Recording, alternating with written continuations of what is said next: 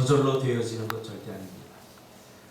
우리 친구와 친구 관계에도 우정을 키워가는데 우정도 그냥 친구겠거니 하고 자연히 아무 노력도 하지 않는 상태에서 우정이 돈독해지는 것 절대 아닙니다.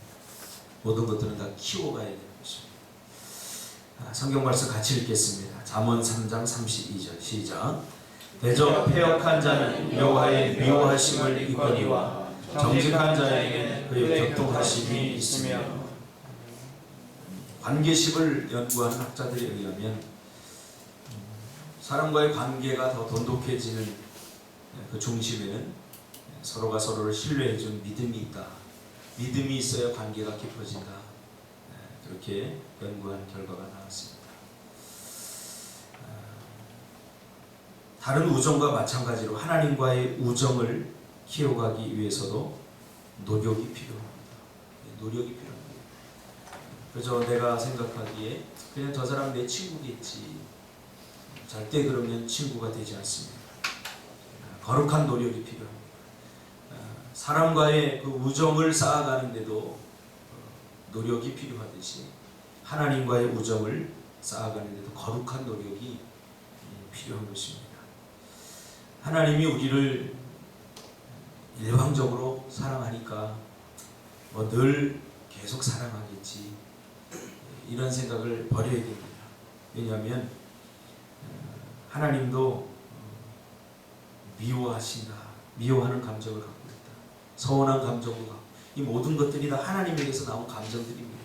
우리 인간에게만 있는 감정이 아닙니다. 우리가 하나님을 그리고 인간을 이해할 때 신학적으로 공유적 속성, 비공유적 속성, 이런 말을 씁니다. 하나님만이 가지고 있는 절대적인 속성, 전지, 전능, 이런 것들이 하나님의 절대적 속성입니다. 그러나 인간과 하나님이 같이 가지고 있는 그 공유적 속성이 있습니다. 같이 갖고 있는, 그것은 다 하나님에게서 나온 거예요. 우리 인간만 독특하게 있는 것이 아니라 하나님의 형상을 따라 지음을 받았기 때문에 하나님과 우리 인간이 같이 갖고 있는 거죠. 그래서 공유적 속성이라고 합니다. 우리가 친구 간에 이렇게 친구와 우정이 더 돈독하고 더 깊어지고 친밀해지고 사랑이 쌓아가기 위해서 우리가 친구와의 관계를 한번 생각해 봅시다. 어떤 친구와 가까워지고 우정을 돈독히 하려면 우리가 어떻게 해야 되나? 노력이 필요하지 않습니까? 노력이 필요합니다. 저절로 그렇게 되지 않습니다. 노력하는 만큼 하나님과 가까워질 수 있습니다. 그러니까 이 노력은 우리가 생각하는 것처럼 인간적 노력이 아니라 거룩한 노력입니다. 성경을 근거로 한, 하나님이 뭘 기뻐하고 뭘 기뻐하지 않고, 하나님이 미워하시는 것이 뭐고 또 하나님이 사랑하는 것이 뭔지에 대해서 우리가 서로 알아가는 거룩한 노력이 필요하다는 거예요. 이 관계를 잘 못하는 사람들을 보면 내가 원하는 대로 그렇게 했으면 좋겠어, 자기의 원투를 일방적으로 이렇게 강요를 합니다. 그러니까 잘 안 되는 거죠. 이 관계라는 것은 굉장히 예민합니다. 아무리 친한 사이라도 말 한마디에 그 관계가 끊어지기도 하고, 또 아무리 멀어졌던 사이도 말 한마디에 가까워지기도 합니다. 우리가 하나님과의 관계를 너무 피상적으로 설정해 놓으면 안 됩니다. 우리가 하나님과의 그 관계를 더 가까이 하기 위해서 우리는 그래서 하나님을 알아야 하는 거죠. 아는 만큼 믿을 수 있고 아는 만큼 우리가 가까워질 수 있습니다. 가끔 제가 이렇게 반찬을 이렇게 뭘 집사람이 하면 내가 그걸 먹어요. 집사람, 당신 이거 좋아했어. 아직도 20년 이상을 살았는데 뭘 내가 좋아하는지 또 뭘 덜 좋아하는지 이런 것도 아직 제대로 파악이 안 됐어요. 우리가 여러분 앞에 있는 사람 잘 알 것 같아요. 자기 착각입니다. 잘 몰라요. 서로를 위해서 사람과의 관계는 평생을 노력하고 평생을 애써도 잘 모르는 거예요. 사람은 자기가 알고 싶은 대로 그렇게 알거든요. 자기가 믿고 싶은 대로 믿거든요. 그러므로 하나님과의 우리 관계에 속에서 우정을 더 돈독히 쌓아가기 위해서는 이런 서로와 간의 노력이 필요하고 저절로 되지 않습니다. 노력하는 만큼 우리가 하나님께 가까워질 수 있습니다. 하나님과의 우정을 쌓는 첫 단계는 솔직함입니다. 솔직함. 그렇죠? 신뢰가 깨지면 다 깨지는 것입니다. 신뢰가 깨진 상태에서 관계가 이어진다는 것, 친밀해진다는 것, 이거 있을 수가 없습니다. 신뢰. 하나님은 우리에게 완벽함을 기대하지 않으시며 우리에게 정직함을 원하십니다. 우리가 완벽해지려고 할 필요는 없습니다. 그러나 하나님과 우리 관계 속에서 그 감정적으로 또 신앙적으로 믿음적으로 정직해야 됩니다. 하나님 앞에서. 성경 속에 하나님의 친구들 그리고 그 누구도 완벽하지 않았다. 그들은 감정에 솔직했다. 그렇죠? 엘리야도 하나님 앞에 나 죽여주세요. 모세도 하나님 앞에 솔직히 감정들을 표현하고 자기의 기분을 표현했습니다. 이것 자체가 나쁜 것 아닙니다. 감정 자체를 솔직히 표현하는 것 자체가 나쁜 것은 아닙니다. 우리는 지금 정말로 느끼는 것들을 가지고 하나님과 이야기하고 공유해야 합니다. 신앙생활 하다 보면 때로는 하나님과 관계를 이렇게 맺어나가면서 또 서운할 때도 있습니다. 여러 가지 우리가 오해도 생길 수 있고 그렇습니다. 그러나 또 관계가 깊어지려면 소통이 되어야 됩니다. 그런 것들을 솔직하게 하나님 앞에 내어놓고 대화를 해야 되고 이야기를 해야 됩니다. 그래야 그 사람의 마음을 알 수 있고 이런 것들 내가 오해했구나, 이런 것들은 뭔가 잘못되었구나 하는 것을 깨닫게 되는 거죠. 그래서 게으른 사람들은 이걸 잘 안 해요. 그래서 서로 여러분 관계가 좋아지려면 어떻게 되는지 우리가 사람과 사람과의 관계 속에서 그런 것들을 우리가 가늠해 볼 필요가 있습니다. 지금 우리는 정말로 느끼는 것을 가지고 하나님과 이야기하고 공유해야 됩니다. 하나님과의 우정은 또한 하나님의 지혜를 신뢰하고 그분의 말에 순종할 때 깊어집니다. 그래서 요한복음 15장 14절에 너희가 나의 명하는 대로 행하면 나의 친구라 했습니다. 너희가 나의 명하는 대로 행하면 나의 친구라. 하나님과의 우리의 관계는 특별히 독특한 관계이기 때문에 순종해야 됩니다. 하나님의 말씀. 하나님은 조물주고 우리는 피조물이기 때문에 이 관계를 우리가 분명히 해야 됩니다. 우정도 마찬가지입니다. 우정도 자기의 관계와 그리고 바운더리를 분명히 해야 합니다. 넘어야 될 선이 있고 넘지 말아야 될 선이 있고 또 아무리 친한 친구라도 서로 배려를 해야 됩니다. 그렇죠? 자기의 어떤 아이덴티티라든가 또 자기의 어떤 그 넘지 말아야 될 그런 선들 그런 것들을 분명히 지켜야 되는 것이 중요합니다. 가까울수록 예의를 지켜라 그런 말이 있지 않습니까? 가까워질수록 깊어질수록 친한 사이일수록 더 예의를 지켜나가는 것이 중요합니다. 예수님은 그래서 하나님의 아들입니다. 하나님 본체이심에도 불구하고 그 관계를 분명히 했습니다. 성부, 성자, 성령 삼위일체 하나님. 이 삼위일체 하나님은 서로의 영역에서 자기의 역할과 또 자기의 그 바운더리를 분명히 지켰습니다. 예수님의 역할은 뭡니까? 하나님의 말씀, 아버지인 하나님의 말씀에 철저히 순종해드리는 것입니다. 철저히 순종해드리고 것입니다. 제가 군대를 갔더니 똑같은 병장이라도 다 병장이 아니에요. 호봉이 달라요. 호봉. 그렇죠? 호봉수가 달라요. 똑같은 대위라도 똑같은 대위가 아니에요. 처음에는 저는 군대 가기 전에 그 개념을 잘 몰랐어요. 병장은 그냥 다 병장끼리 같이 친하게 지내도 되나 그렇구나. 계급이 같으면 다 맘먹어도 되는 줄 알았어요. 그런데 병장도 다 같은 병장이 호봉에 따라서 호봉수가 낮은 병장은 호봉수가 높은 병장에게 아주 깍듯이 됩니다. 친구라도 다 같은 친구가 아닙니다. 친구라도 다 같은 친구가 아닙니다. 나이가 친구라고 나이가 많고 나이가 적을 수 있어요. 그렇죠? 그러니까 그것에 대한 어떤 예의. 하나님과 우리 관계도 하나님과 우리는 친구지만 그러나 피조물과 조물주의 그 영역에 대한 분명한 이해를 가지고 우리가 관계식을 맺어나가야 됩니다. 다음 교회 이영복 목사가 저와 친구예요. 학교에 한 살 후배예요. 근데 친구처럼 지내요. 그런데 결정적인 순간에 항상 형님 대접을 해줘요. 형 이렇게, 형님 이렇게 대접을 해줘요. 친구처럼 지내는데 참 그것이 굉장히 기쁘더라고요. 마음속으로 기쁘더라고요.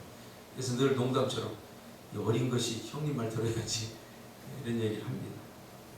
예수님과 우리의 관계도 이 바운데리를 분명히 지켜주는 것이 중요합니다. 그것이 뭐냐면 순종입니다.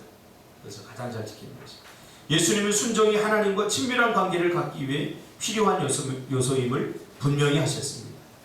믿지 않는 사람들은 크리스천들이 의무감이나 죄의식 또는 형벌에 대한 두려움 때문에 순종한다고 생각하지만 우리는 용서받았고 형벌에서 자유로워졌기 때문에 사랑으로 순종한다.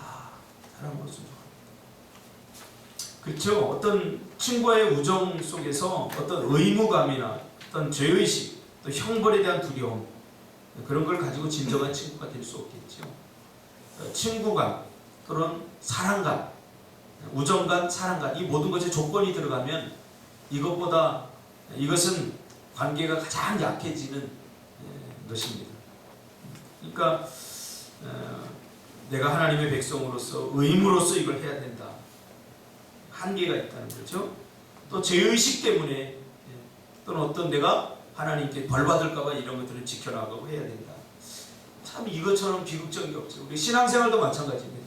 신앙생활도 어쩔 수 없이 해야 되기 때문에 안 믿자니 신앙생활 안 하자니 하나님이 두렵고 또 하자니 힘들고 우리 관계도 마찬가지입니다. 어쩔 수 없는 관계.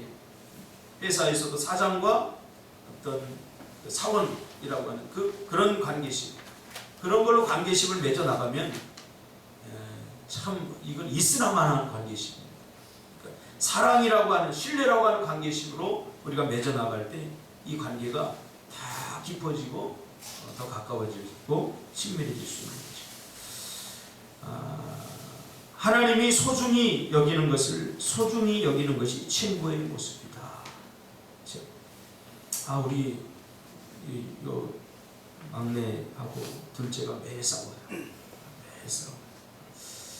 매 싸우나 제가 계속 잔소리를 하고 막 혼내고 막 회초리를 들어도 이게 잘 안 돼요. 왜 그러나 제가 요즘 계속 공부를 묵상하면 이걸 어떻게 해결할까 묵상하면서 제가 깨달은 것이 있어요. 애들은 아직 미숙하다. 관계를 맺는데 정말 미숙해. 매일 싸우고 아무것도 아닌 것 갖고 싸우고 큰 거 갖고 싸우는 거 아니라 아무것도 아닌 것 갖고 싸워. 옷을 가령 예를 들면 아침에 옷을 입는데 입고 싶은 옷이 있는 거예요. 그럼 한 명이 양보하면 되잖아요. 우리 같으면 이제 성숙해져서 그래 오늘 내가 입고 네가 내일 입어라 이렇게 양보하면 되는데 얘는 조금도 양보 안 해. 막내가 그거 내 거야. 내가 입을 거야. 너 어제 입었잖아. 그러니까 오늘 내가 입어야 돼. 이건 내 거야. 그러면 엄마가 같이 입으라고 사줬어. 하면서 계속 싸우는 거야. 이게 아무리 잔소리를 해도 이게 어느 순간까지는 계속 될 거라고 생각합니다. 그래서 부모의 입장에서는 이걸 고치려고 싸움을 안 하려고 잔소리를 하면 안 되고 당연히 잔소리를 해야 되는 거고 그러나 기대는 당장 해서는 안 된다. 그것을 깨달았어요. 왜냐하면 나만 힘들어지고 애들과의 관계 속에서 이거 뭐가 잘못돼요. 매일 회초리를 들 수 없는 거잖아요. 성숙해져야 된다. 미숙함 때문에 하나님과 우리 관계도 마찬가지입니다. 하나님이 소중히 여기는 것을 소중히 여기는 것이 친구의 모습입니다. 가장 성숙한 모습이죠. 이 아이들이 싸우는 걸 가만히 보면 내가 중요하게 여기는 걸 저쪽에서 중요하게 여기지 않는 거예요. 아무렇지도 않게 그냥 그걸 하는 거예요. 그러니까 그러니까 모든 것이 깨지는 거예요. 서로 간에 알아가는 것. 그러니까 알아가는 것만으로 끝나는 게 아니에요. 그 알아감 속에 사랑이 있어요. 그러니까 사랑이 더 깊어지려면 어떻게 됩니까? 그 사람이 소중히 여기는 것을, 중요하게 여기는 것을 나도 중요하게 여겨줘야 되는 거예요. 아, 뭐 저런 걸 중요하게 여기지? 그 사람이 가지고 있는 취미, 그 사람이 가지고 있는 어떤 성격적 기질들, 이런 것들을 중요하게 여기는 거죠. 그러니까 내가 중요하게 여기는 것이 전부다. 그렇게 생각하면 이 관계는 이게 미숙한 거예요. 관계가 잘 안 되는 거예요.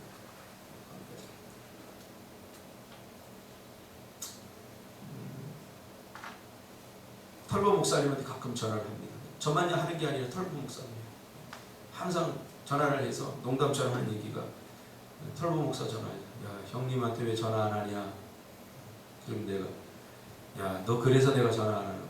내가 형님인데 왜 동생이 막 생일이 언제야? 그러면서 이야기를 하는 거죠. 그러면 또 내가 전화할 때는 왜 형님한테 너 전화 안 하냐? 안부 전화 안 하냐? 그러면 그쪽에서 또 이제 대답을. 자주 교제를 해야 돼요. 자주. 우정을 나누기 위해서. 그렇지 않으면 오해가 생겨요. 가끔 서로 바빠서 여름 행사 같은 데 막 치르다 보면 전화를 못 해요. 그럼 가끔 전화해서 서로 물어요. 혹시 뭐 무슨 일이 있냐? 뭐 나한테 서운한 거 있냐? 그래요. 서로 바빠서 얘기 못 해요. 서로 바빠서 전화 못 해요. 그런 거예요. 그러니까 하나님과 우리 관계도 이 자주 교제를 나누는 것이 중요하다는 거죠. 하나님의 가장 큰 관심을 기울이는 것은 잃어버린 자녀를 찾는 일입니다.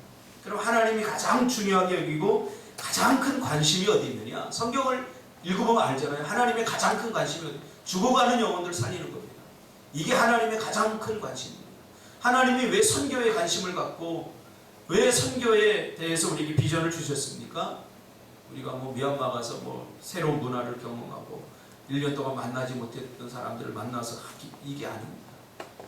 가장 하나님이 중요하게 여기는 것은 잃어버린 영혼들을 구원하는 것이기 때문에 그 잃어버린 영혼은 멀리 있기도 하지만 가장 가까운 데 있기도 합니다. 하나님이 가장 중요하게 소중하게 여기는 것에 관심을 갖고 우리도 소중하게 여기고 관심을 가질 때 상대방이 가슴이 뜨거워지고 이게 감동하는 거죠. 감동하는 거죠. 어제 리더스쿨을 하는데 아이들에게 미션 수업을 했습니다. 마트에 가서 그동안 우리가 했던 점수를 가지고 돈을 배분을 해가지고 어제 미션은 엄마에게 줄 수 있는 선물을, 엄마가 가장 좋아하는 선물을 사줘라. 이게 미션이었어요. 그랬더니 애들이 다 이제 어떤 애는 그릇을 하나 3,000원짜리 그릇을 하나, 또 어떤 애들은 퐁퐁하고 사과 하나, 우리 엄마 사가지고 엄마 사과. 근데 우리 예원이는 기대에 부응하듯이 빵 하나 하고 새콤달콤 하나 샀어요. 그 팀이 다 그렇게 했어요. 이제 서로 의논해서 의견을 조합해서 사줘야 된다, 사와야 된다. 어떤 한 사람이 일방적으로 이런 걸 통해 관계심을 가르쳐 주는 거예요. 그래서 어떤 한 사람이 서운하거나 그러면 안 된다. 2명 혹은 3명이서 이거 계속 의견을 해서 마음에 합한 것이죠. 그때 이걸 사라. 특히 재혁이하고 예원이하고 빵 하나하고 새콤달콤 하나를 샀어요. 그런데 민경이가 언니 새콤달콤 하나만 줘. 그랬더니 안 돼. 우리 엄마한테 줘야 되는 거야. 그러니까 엄마 이거 좋아해? 그랬더니 엄마 좋아해. 그래서 안 주니까 민경이가 사모님한테, 집사람도 같이 갔거든요. 사모님, 예원이 엄마 이거 저 먹으면 안 돼요? 하고 왜? 그랬더니 예원이가 달라고 그랬더니 이거 엄마 줄 거라고 그랬더니 그 엄마한테 지금 호소를 하는 거예요. 그러면서 민경이한테 하는 얘기가 네 것을 챙겨 써야지. 네 거를 챙겨야지.